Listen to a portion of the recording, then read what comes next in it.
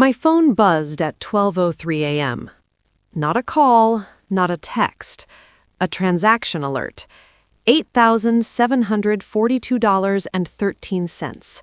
Charged at a luxury travel agency in Manhattan. And the name on the booking? Mine.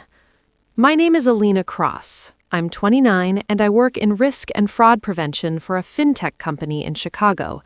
Catching suspicious charges is literally my job. I've flagged thousands of transactions for strangers, but no training prepares you for the moment your own name shows up on something you didn't approve. At first, I thought it was a glitch. Then I opened the receipt. 5 tickets, first class, New York to Paris, a boutique hotel near the Eiffel Tower, private wine tour in Bordeaux. 5 names: my parents, my younger brother, my sister, and my cousin. Not me. I read it again, slowly, like maybe the letters would rearrange themselves into something that made sense. They didn't. I wasn't on the trip, but somehow I was paying for it. That morning at breakfast, everything clicked into place. My dad was unusually cheerful, like he'd just closed a big deal. He tapped his coffee mug and said, "Big news, everyone!" My mom smiled before he even spoke, like she already knew the script. "We're going to France next month," he said. My sister gasped. My brother fist-bumped the air. I sat there, quiet, waiting. Because surely there was more. "There are 5 of us," he continued. "It's going to be incredible." 5. He said it again, like it was final, like it had already been decided. I glanced around the table. No one looked at me, not even once. My mom just kept stirring her coffee like this was normal, like I was invisible. I forced a smile. That's awesome. And that was it. No one said, "We wish you could come." No one said, "We'll plan something together." Nothing. Just excitement. Just them. Like I wasn't part of the equation anymore. I didn't argue, didn't question it, didn't beg, because something in me already knew.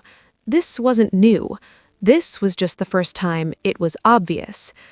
Back in my apartment that night, I stared at the charge again.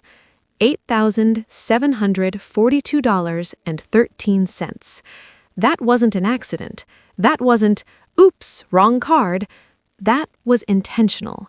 They had my card saved, used it, and didn't even bother to tell me. That's when it hit me. I wasn't forgotten. I was used. I opened my banking app. My thumb hovered over the freeze card button, and for a second, I hesitated, because I knew what would happen next. The calls, the guilt, the "how could you do this to us?" But then I asked myself one simple question. When was the last time they asked how I was doing? I couldn't answer it. So I pressed the button.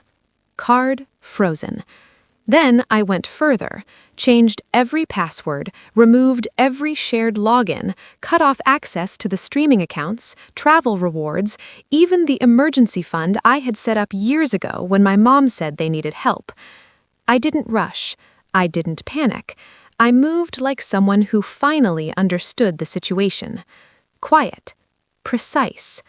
Done being played. At 12:41 a.m., my phone buzzed again. Declined charge. $1,980. Hotel upgrade in Paris. I let out a slow breath. Then another decline. Then another. They were still trying, still building their dream trip on a card that no longer worked. The next morning? Yeah, it blew up. Exactly how I knew it would. My dad was the first to notice. He frowned at his phone mid-breakfast, tapped it, then again. "Something's wrong with the payment," he muttered. My brother groaned.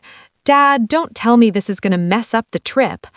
"It's just a hold," my dad snapped. My mom looked up. "Which card did you use?" Silence. That heavy, awkward silence that tells you everything without saying a word. I set my coffee down. There is no family card. Every head turned toward me. My sister blinked. Wait, you used her card? I looked at her. You didn't know? She didn't answer. That was enough. My dad's jaw tightened. Alina, not now. Actually, now's perfect. My brother leaned forward. You froze it, didn't you? I nodded. Yeah, I did. The room exploded. Are you serious? We leave in 3 weeks. What is wrong with you? I didn't raise my voice. Didn't need to. Not on my money, I said. My dad slammed his hand on the table. You will fix this right now. Old me would have caved, would have apologized, would have unlocked the card and said, it's fine. But that version of me, she was gone. No, I said. Just one word, but it hit harder than anything I'd ever said before. My mom stepped in, soft voice, controlled tone. Alina, you're embarrassing your father. That's when I realized something. They weren't upset because they took my money. They were upset because I made it inconvenient. I've already filed a dispute, I said. Silence. Sharp. Heavy. Real. My dad stared at me like he didn't recognize me. What did you tell them? He asked. The truth. And that word made the whole room uncomfortable. I stood up, grabbed my bag. I have work. You're walking away? My mom asked. I paused at the door. No, I said. I'm just not paying for it anymore. And then I left. By the time I got to my office, 27 missed calls, texts blowing up my phone. My dad, call me now. My mom, we need to talk. My brother, fix this before it gets worse. I ignored all of them. Because for the first time in my life, I wasn't reacting. I was in control. At 10:08 a.m., I got an email from the travel agency. Subject line, urgent payment failure. I opened it. Full itinerary, luxury everything, and under billing contact, my name. Of course, they didn't even bother changing it. I called the agency. A woman answered, polite but stressed. Hi, this is Alina Cross. I'm calling about a booking under my name. Oh, thank God. We've been trying to confirm payment. Your father said you approved everything. There it was. Not confusion, a straight-up lie. I didn't approve anything, I said. Pause. Then her tone shifted. Understood. We'll update the file. Please cancel all pending charges, I added. Done. When I hung up, I didn't cry, didn't shake, didn't panic. I just sat there and felt something strange. Not anger, not sadness, clarity. Because the truth was simple. I wasn't their daughter in that moment. I was their backup plan, their safety net, their wallet. And that was over.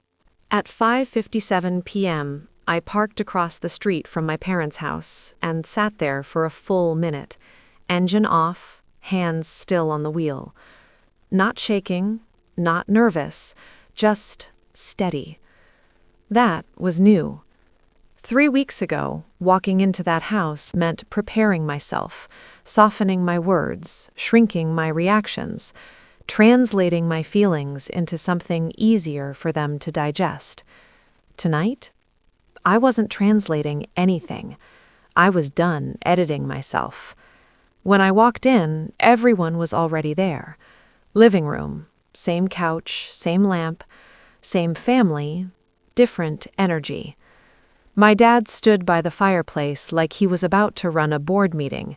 My mom sat stiff, hands folded too tightly. My brother paced. My sister scrolled her phone, pretending not to care. And then there was silence, the kind that waits for someone to break first. It wasn't going to be me. My dad spoke. "You've made your point," he said, like this was some kind of negotiation. I set my bag down slowly. "I haven't even started." That threw him. Good. I pulled out my laptop and connected it to the TV. "What are you doing?" my brother snapped. "I'm showing you the truth," I said. The screen lit up. The receipt. Big, clear, impossible to ignore. 5 passengers, luxury package, $8,742.13 charged. My name on the billing line.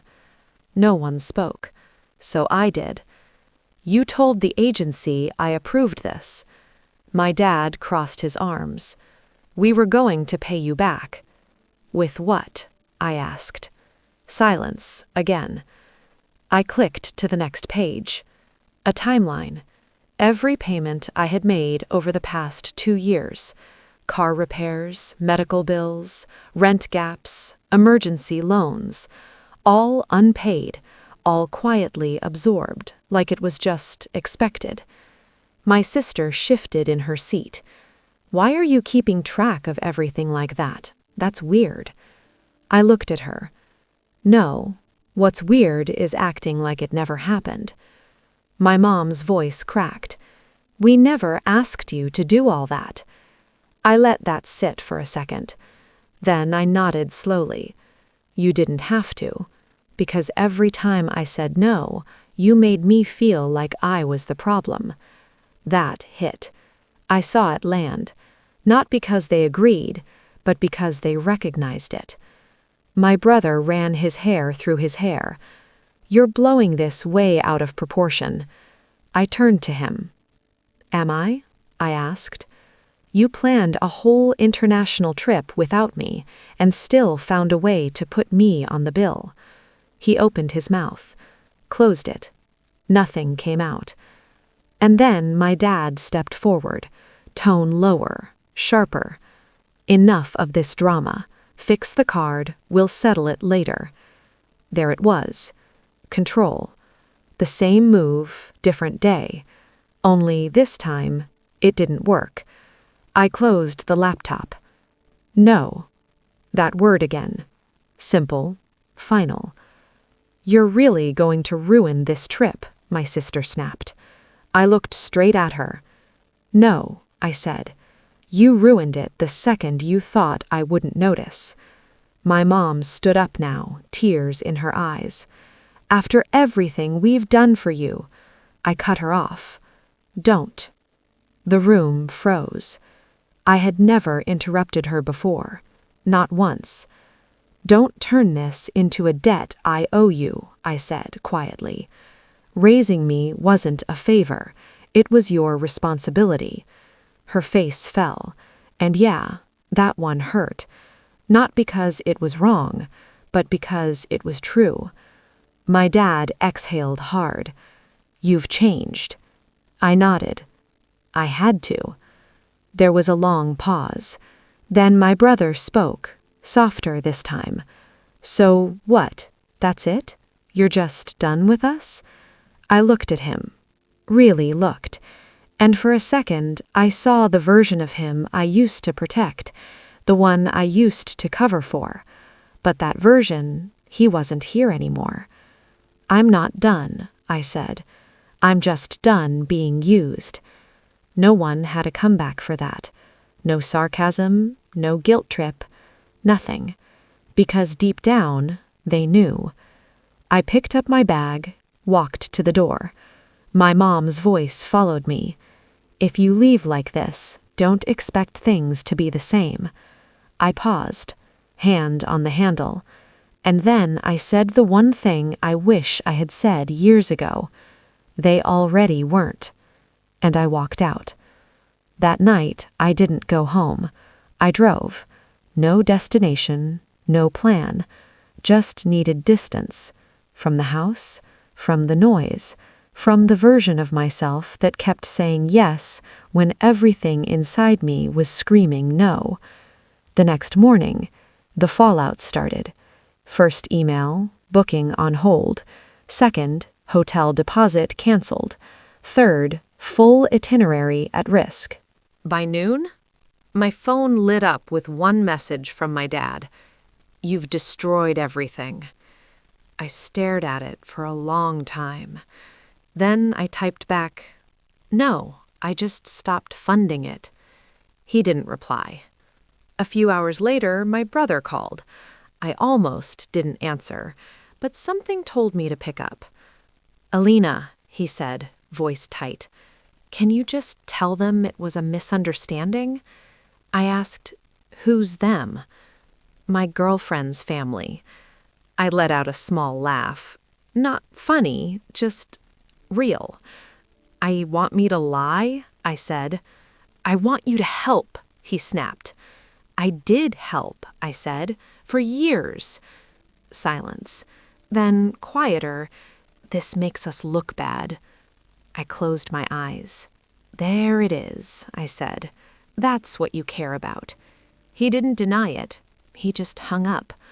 By the second day, everything collapsed. Trip canceled, deposits gone, plans dead. And the blame? Yeah, it flew around like crazy. But for the first time, it didn't stick to me. A week later, I moved out. Small apartment, nothing fancy, but every bill, mine. Every choice, mine. Every dollar, mine. And you know what the craziest part was? Peace.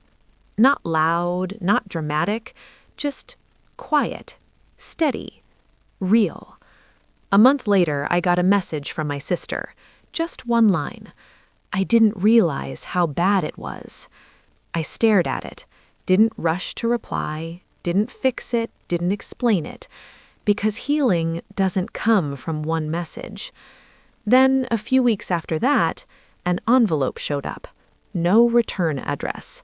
Inside, a check, $300, and a note, "First step." No apology, no explanation, just that. I didn't smile, but I didn't tear it up either, because sometimes accountability starts small, and that's still something. 6 months later, I booked a trip. Just me. No shared plans, no group chat, no expectations. When the payment alert came through, I looked at it. Same kind of notification, same kind of number, but this time it felt different. Because this time it was my choice, my money, my life. And for the first time in years, I wasn't being included as a convenience. I was showing up for myself. So let me ask you something. If the only time people value you is when you're useful, is that love or is that access? And if saying no suddenly makes you the villain, were you ever really respected? Sometimes the hardest thing you'll ever do is stop being the person everyone depends on. Because the moment you stop, you find out who actually cares and who just needed you to keep paying the bill. If you were in my place, would you forgive them or would you walk away and never look back?